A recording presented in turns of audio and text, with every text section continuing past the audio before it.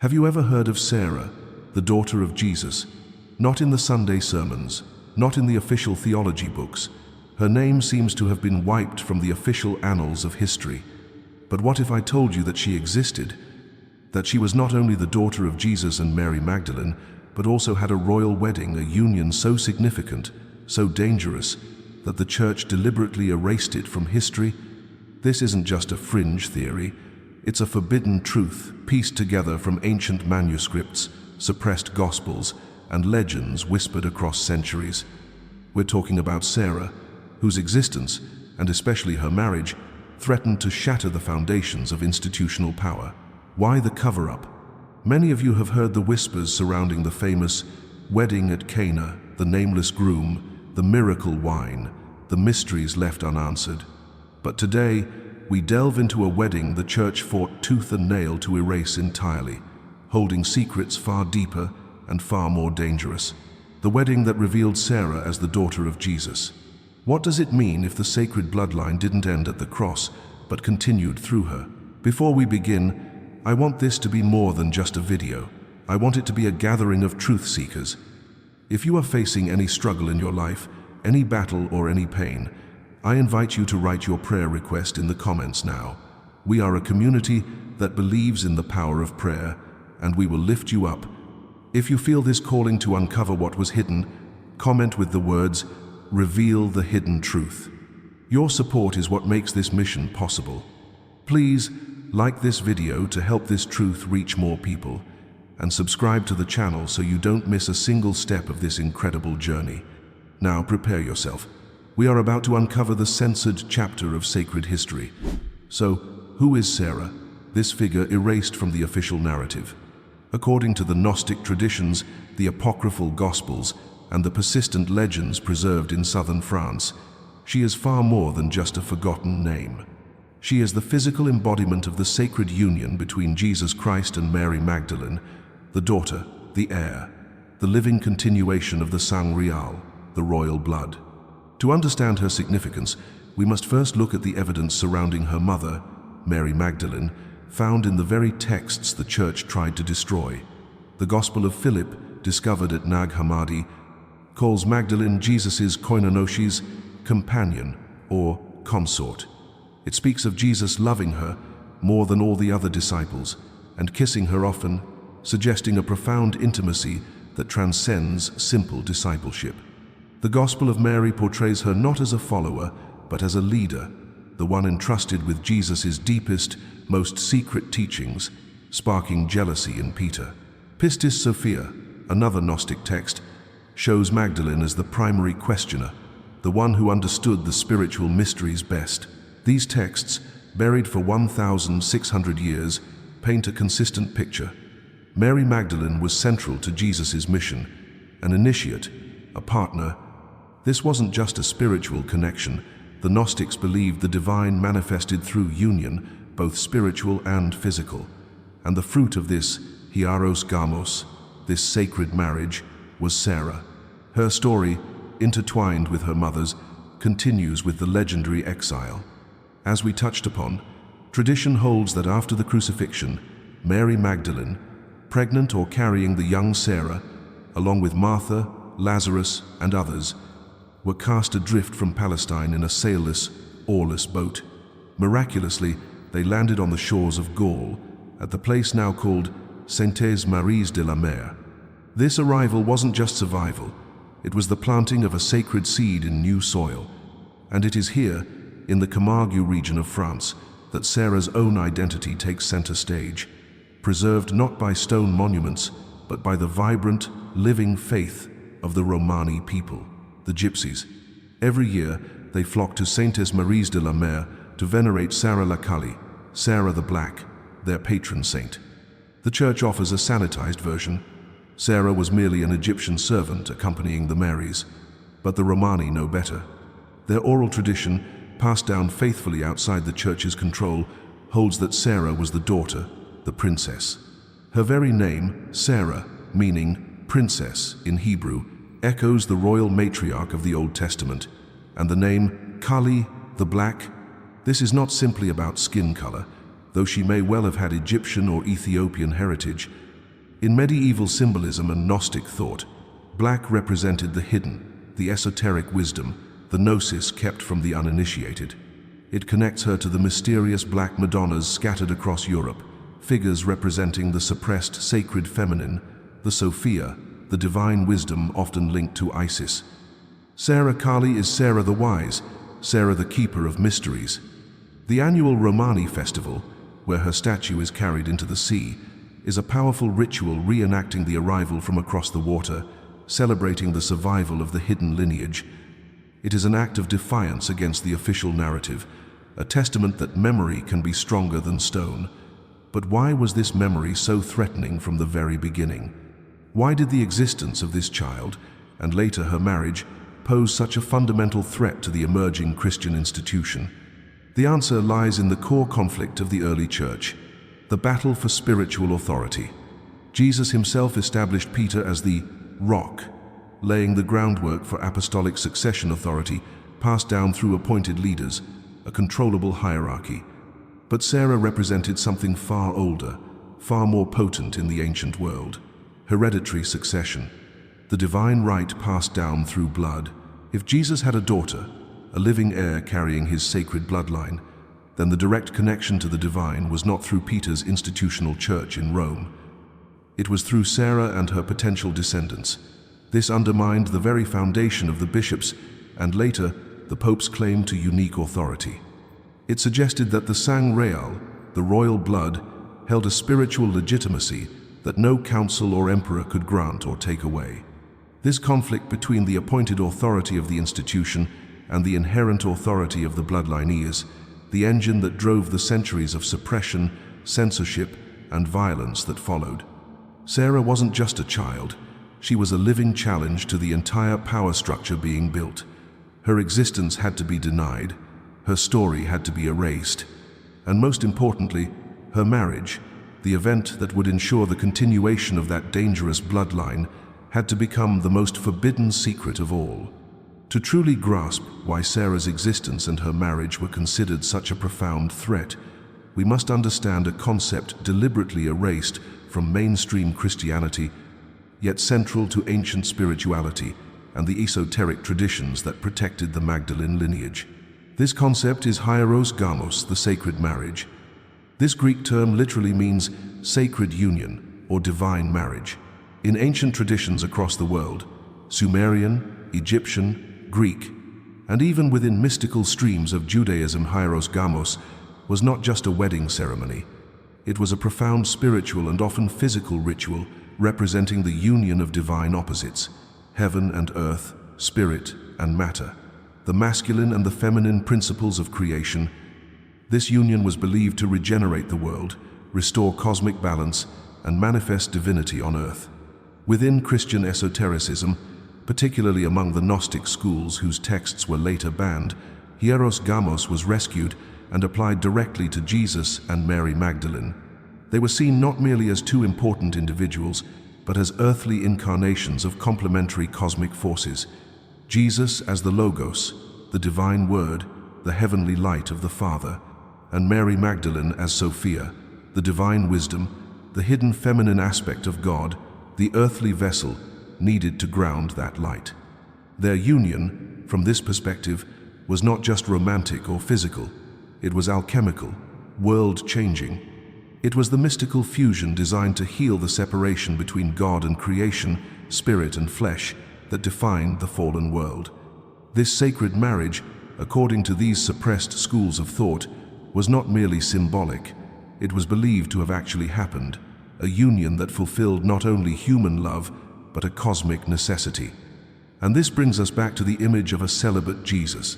Why does the Church insist on this image when the cultural context of first-century Judaism points in the opposite direction? Within Jewish tradition, especially for a rabbi, a spiritual teacher, marriage was not just expected. It was considered essential, a fulfillment of God's command to be fruitful and multiply. Celibacy was rare, often viewed with suspicion, especially for someone presenting himself as a master fulfilling the law. This is why so many scholars argue that the image of a celibate Jesus was a later theological construction, shaped by the influence of Greek asceticism and the political needs of the Roman Church, not by the historical reality of a Jewish rabbi in Galilee.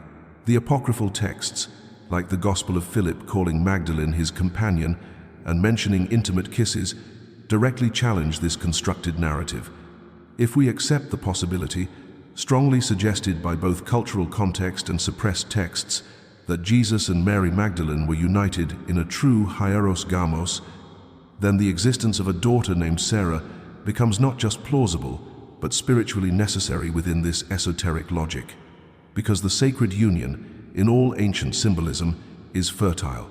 It bears fruit, and this fruit is twofold. On one hand, the fruit is spiritual, the revelation of higher knowledge, the gnosis, transmitted through the initiatory lineage. On the other hand, the fruit is also physical, the birth of a royal lineage, the continuation of the divine mission in flesh and blood. Sarah, in this context, represents far more than a historical child.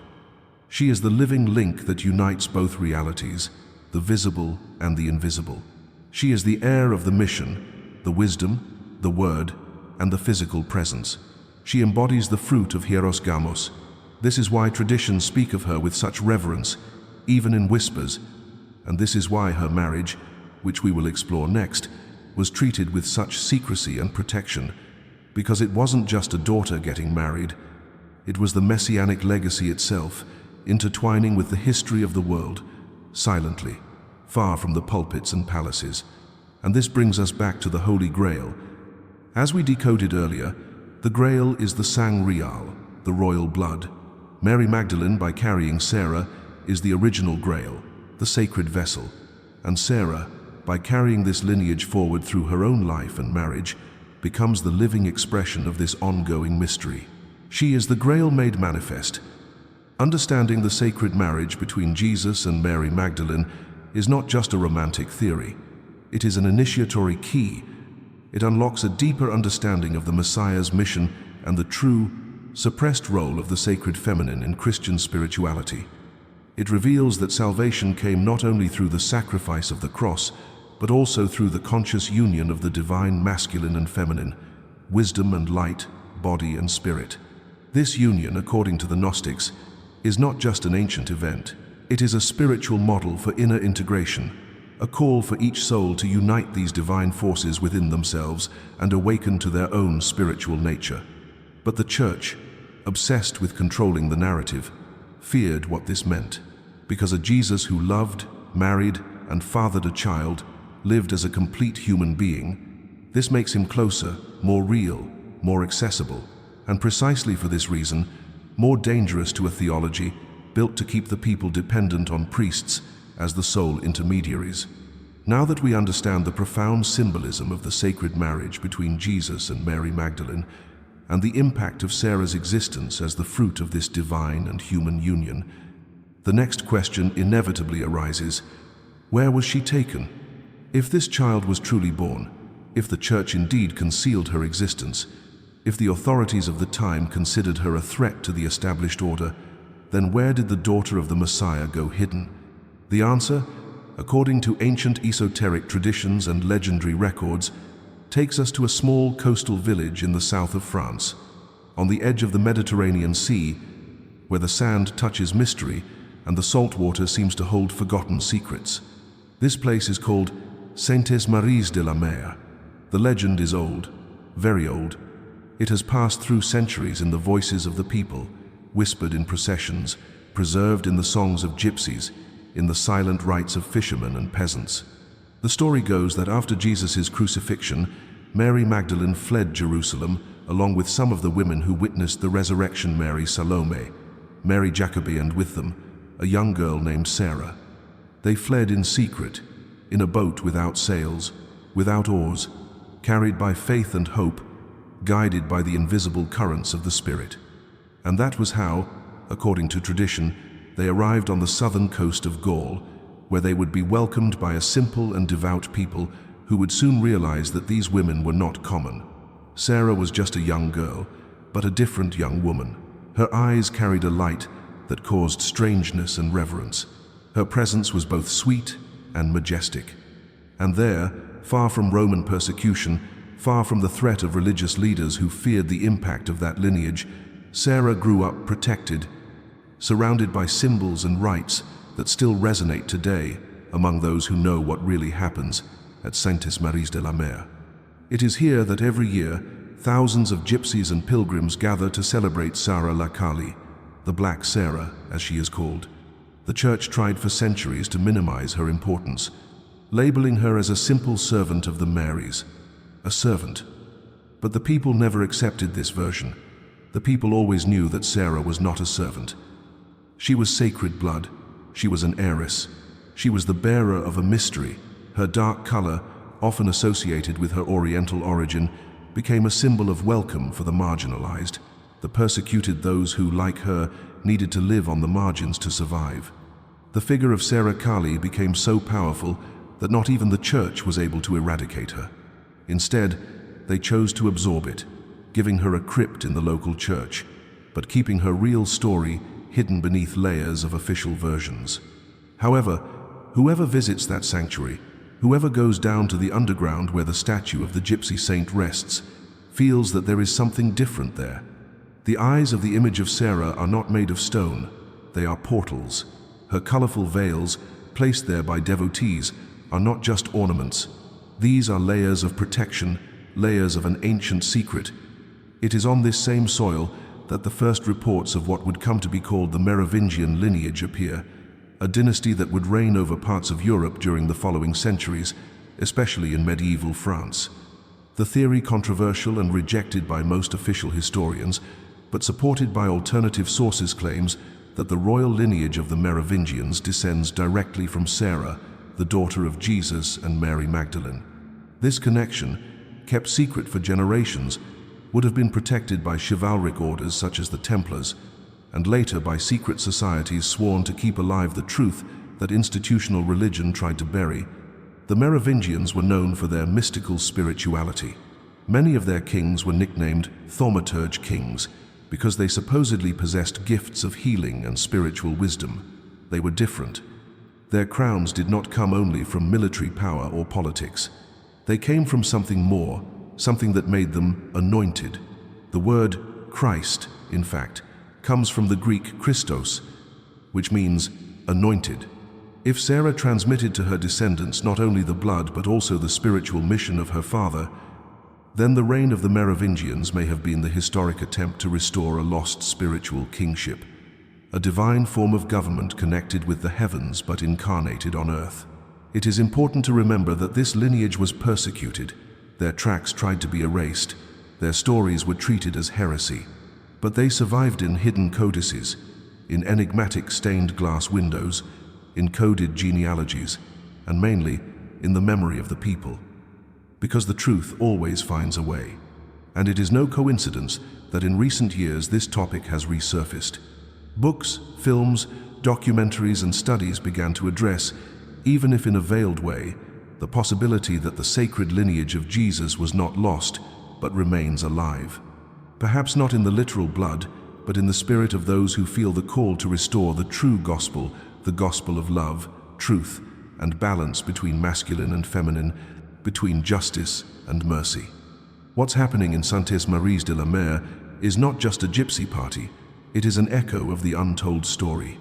It is an ancestral cry that still vibrates in the waves of the sea and in the songs of pilgrims.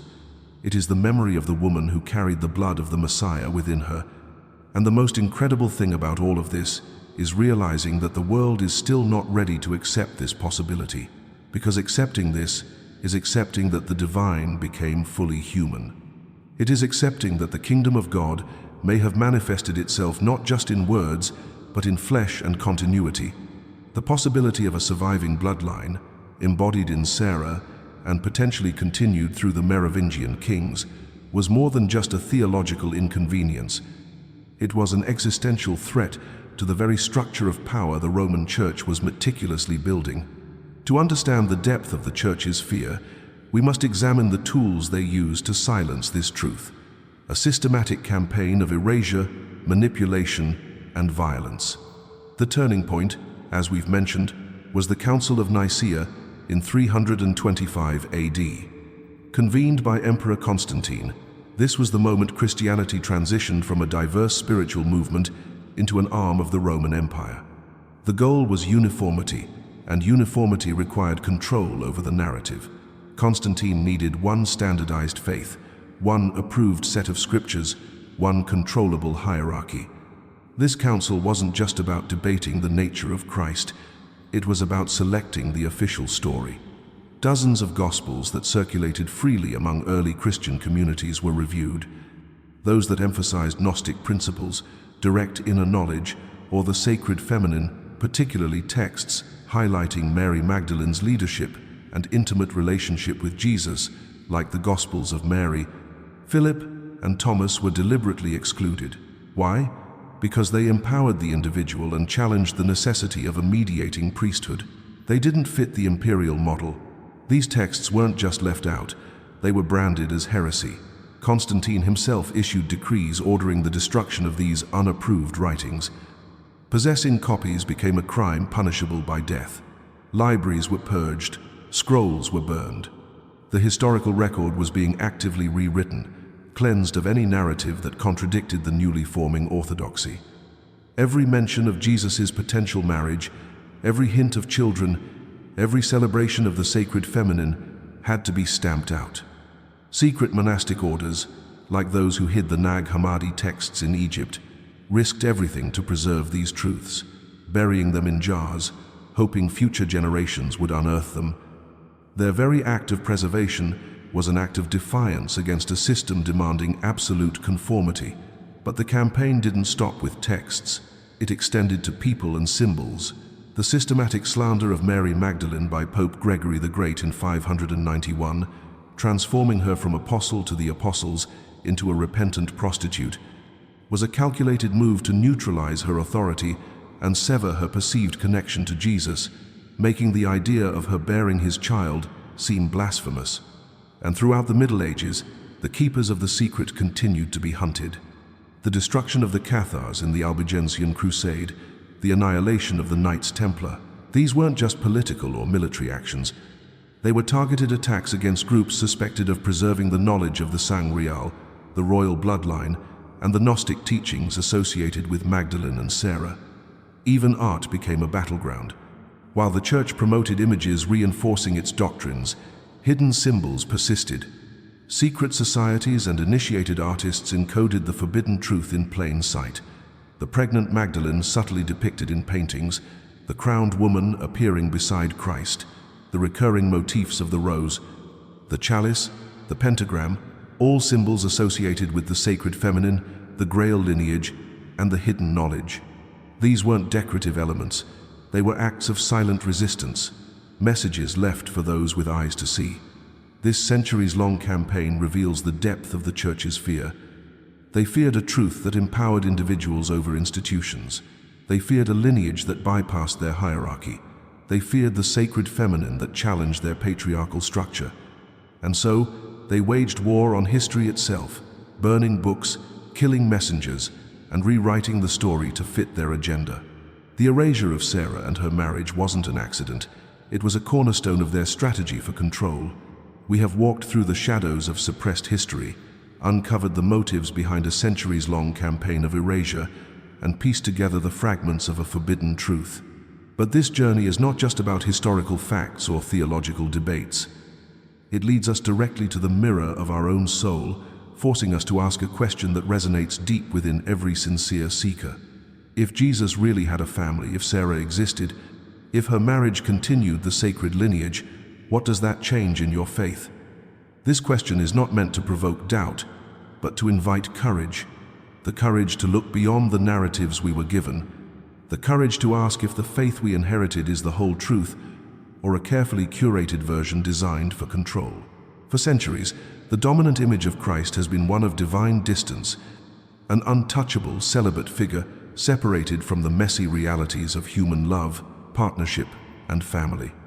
This image served the institutional church well, reinforcing its own hierarchical, male-dominated structure. But did it serve the truth? Did it serve the full revelation of God choosing to become completely human? Acknowledging the possibility of Jesus' marriage, of Sarah's existence, does not destroy faith. For many, it liberates it. It frees faith from the suffocating grip of fear and dogma that insists God is afraid of human love, afraid of the body, afraid of the feminine. What if the revelation of Jesus' family doesn't make him less divine, but makes us feel closer to the divine within our own human experience? What if it sanctifies our own struggles with love, commitment, and family, showing us that these are not distractions from the sacred path, but are part of it? This brings us back to the primal faith, the original message before it was institutionalized. The message Mary Magdalene carried, the gnosis, the kingdom of God is within you. It is not found solely in buildings of stone, administered by men in robes. It is found in the awakened heart, in the direct connection between your soul and the divine source. This forbidden truth invites us to return to that essence, a faith based on love, not fear, on balance between the masculine and feminine, not domination, on self-knowledge, not blind obedience. It calls us to recognize the Christ within ourselves and within each other. The Church, in its quest for power, transformed Jesus into a distant idol, an unattainable model of perfection, while suppressing the parts of his story that revealed his complete, relatable humanity. They gave us a king on a faraway throne when he came to reveal the kingdom hidden within our own hearts. They emphasized the sacrifice on the cross, but censored the celebration of life and love implied by a wedding like Cana, or the continuation of that life through a daughter like Sarah. The truth is, faith does not need to be afraid of history. True spirituality does not crumble when confronted with uncomfortable facts. It expands, it deepens, it matures. The awakening happening now is a global return to this authentic, inner knowing. It is a collective realization that the power lies not in the institution, but within the individual soul's connection to the divine. And the story of Sarah, the forbidden marriage, the suppressed lineage, these are catalysts for that awakening. They are keys unlocking doors that have been sealed for far too long. Now that we have walked this entire journey together, uncovering the suppressed evidence and exploring the motives behind the silence, the inevitable moment arrives. The question that pulses in the heart of every sincere seeker: if all this is true, what does it change in your faith? This question is not rhetorical.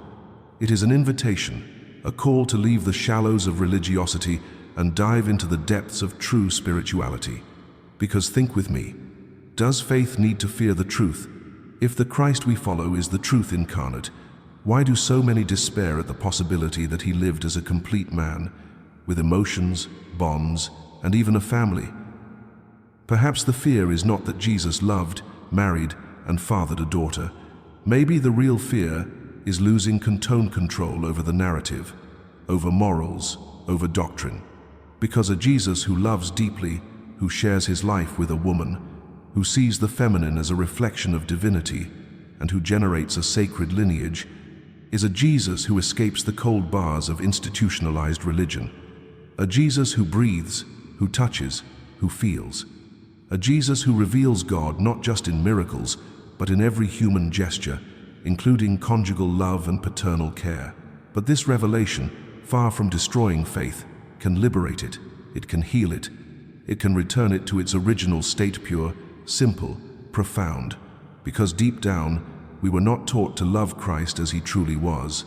We were often taught to worship an idealized image, shaped by counsels and interests, cleansed of uncomfortable traces of full humanity. A safe, untouchable, unattainable Christ. But the true power of the incarnation lies precisely in this: God choosing to live our life completely. And if that life included the love of Mary Magdalene and the birth of Sarah, why would that be a threat? It brings Christ even closer. It makes us understand that he taught not just with words, but with his body, his blood, his affection, his human bonds. This makes the gospel even more real, more incarnate, more possible. It reveals that the kingdom of God is not tied only to a distant sky, but pulsates in each story of true love, in each womb that generates life with purpose, in each lineage that carries the spark of the divine in its mission. And this is where something powerful happens. The spirituality that springs from this understanding is no longer one of fear. it is one of awakening. Because when you understand that your faith does not depend on hiding facts, distorting stories, or denying the full humanity of Jesus, you become free. And the faith born from freedom is invincible. It invites us to return to the primal faith, the essence before the institution.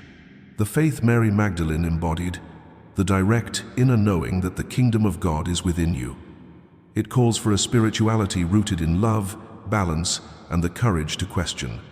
It critiques the way the church often turned Jesus into a distant, judgmental figure, while the liberating truth of his full humanity was veiled. This awakening gives us back the beauty of a faith that includes, that embraces, that welcomes. A faith that recognizes women as vital channels of divinity, that understands family as a spiritual seedbed, that sees lineage not just as biology, but as mission, continuity, and redemption in motion.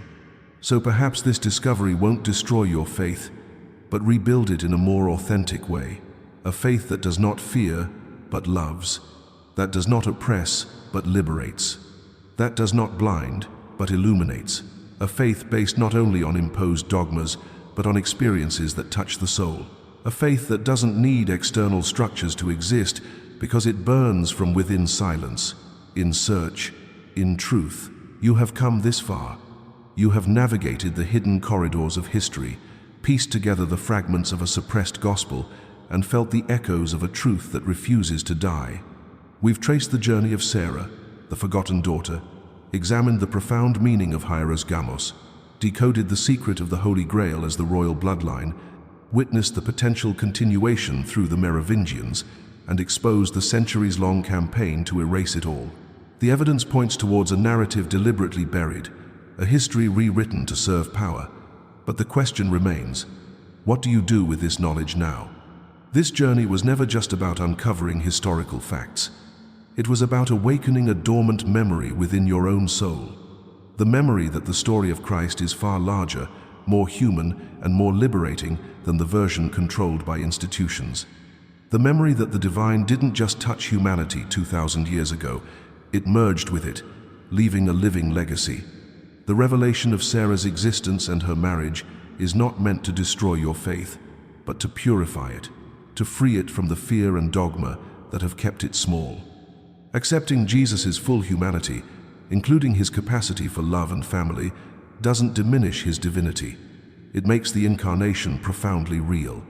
It sanctifies our own human experience, our own loves, our own families, showing us that the kingdom of God isn't separate from our lives, but pulsating right within them. This is the time of awakening, the time prophesied when hidden things come to light. The silence enforced for millennia is breaking.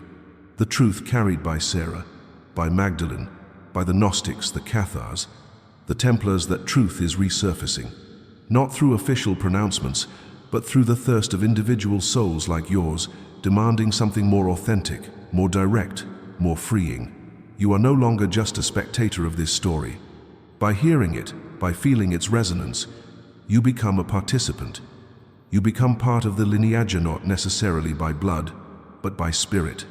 You become a guardian of the truth, not by hiding it, but by living it, by reclaiming your own inner authority, your direct connection to the divine, just as Magdalene taught. This journey of discovery does not end here. This is just the beginning. If this investigation into Sarah's marriage and the suppressed sacred lineage has touched you, if it has awakened something in your spirit, we want to hear from you. Leave your prayer request in the comments. This is a community of seekers, and we are here to support one another. If you believe these hidden stories deserve to be told, your engagement is crucial. Like this video to show that this truth matters. Share it with someone who is also asking questions, and if you haven't already, subscribe to the channel and hit the bell, because the secrets we plan to unveil next go even deeper. The true legacy revealed through Sarah's story is not just about a forgotten marriage or a hidden bloodline. It is in the inspiration it offers to all of us who seek truth, who refuse to accept incomplete narratives, and who insist on hearing the voice, especially the feminine voice that was silenced by power. It is a testament to the enduring power of the divine to manifest in ways institutions cannot control. The truth was not lost, it was simply hidden, and now it is being brought back into the light.